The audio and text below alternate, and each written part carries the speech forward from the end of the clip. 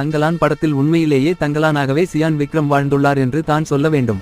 அந்தளவுக்கு அவரது நடிப்பு மிரட்டுகிறது. அந்த கோவணம் போன்ற உடையை அணிந்து கொண்டு உடம்பில் அத்தனை காயங்களை வாங்கிக் கொண்டு அவர் நடித்திருக்கும் நடிப்பை தமிழ் சினிமாவில் மற்ற நடிகர்கள் கனவிலும் நினைத்து கூட பார்க்க மாட்டார்கள் என ரசிகர்கள் தெரிவித்து வருகின்றனர். ஜாக்கெட் அணியாத கங்கம்மாவாக பார்வதி நடித்திருப்பதை பார்த்தால் அல்லு நடுங்கி விட்டது. அப்படியொரு தத்ரூபமாக அவருடைய காஸ்டியூமை வடிவமைத்திருப்பது மற்றும் அந்த ஊர் பெண்களின் ஆடை வடிவமைத்திருப்பது பிரமிப்பின் உச்சம். மேலும் ரவிக்கை துணியை விக்ரம் வாங்கி கொடுத்த பின்னர் அதை அவர் அணிந்து கொண்டு வந்து நடித்துள்ள நடிப்பும், ஆரத்தியை சக்களத்தி என சொல்லும் இடத்திலும் என் கணவரையும் எங்க ஜனங்களையும் ஒன்றும் பண்ணிடாத தாயை என வழிபடும் இடத்திலும் பாராட்டுக்களை அள்ளுகிறார். தங்கலான் படத்தில் சியான் விக்ரமின் நடிப்பை ரசிக்கும் அளவுக்கு படத்தில் வரும் மேஜிக்கை ரசிக்க முடியவில்லை. ரஞ்சித் சொல்ல வரும் அரசியலை அப்படியே வெளிப்படையாகவே பழங்குடியின மக்களின் வாழ்வியலோடு உண்மைக்கு நெருக்கமாக சொல்லாமல் கட்டுக்கதைகளை படமாக்கி ஏன் சியான் விக்ரமின் உழைப்பை வீணடிக்கிறார் என ரசிகர்கள் ரஞ்சித்திடம் கேள்விகளை எழுப்பி வருகின்றனர்.